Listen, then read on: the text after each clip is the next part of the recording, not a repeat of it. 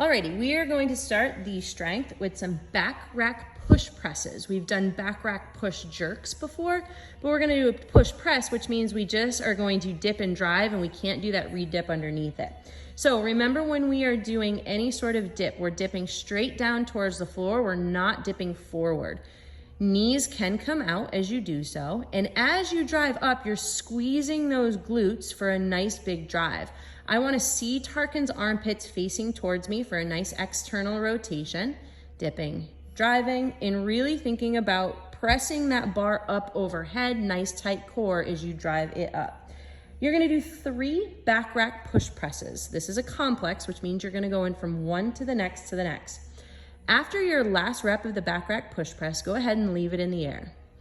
From there, you're gonna do a 2-second pause of the overhead squat, and you're gonna do 2 reps of this. So you're gonna go down with the overhead squat, you're gonna pause for 1001, 1002, squeeze those glutes and drive up, do 1 more, 1001, 1002, squeeze those glutes and drive up. And you saw Tarkin took a nice breath of air before he went down into that overhead squat, stabilizing and creating a nice solid foundation.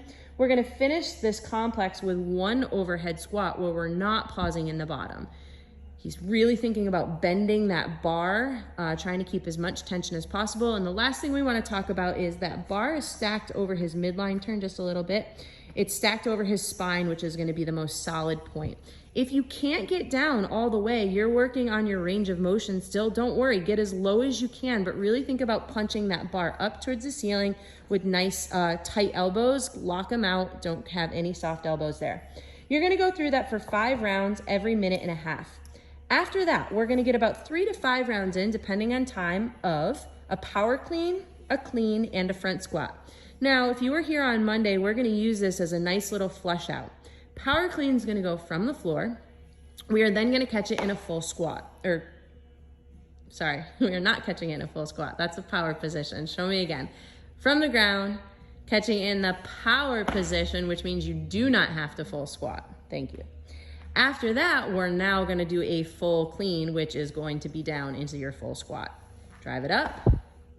And remember, push that elbow or push that bar back into your fingertips as you're driving up from your front squat. Don't have a death grip on there. Think about it just like your front squat. From there, we're gonna finish this complex with 1 front squat. Again, we wanna treat this as a flush out, so no max reps here. Show me that one more time without all my jumbling here. So we're gonna do 1 power clean. Make sure that you guys are using hook grip for all your lifts, please. Yes, hook grip, especially for the Metcon. Otherwise, it's gonna be very grip intensive. So, power clean.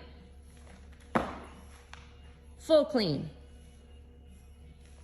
Going down in the squat, finishing with 1 front squat, driving those elbows up as you come through.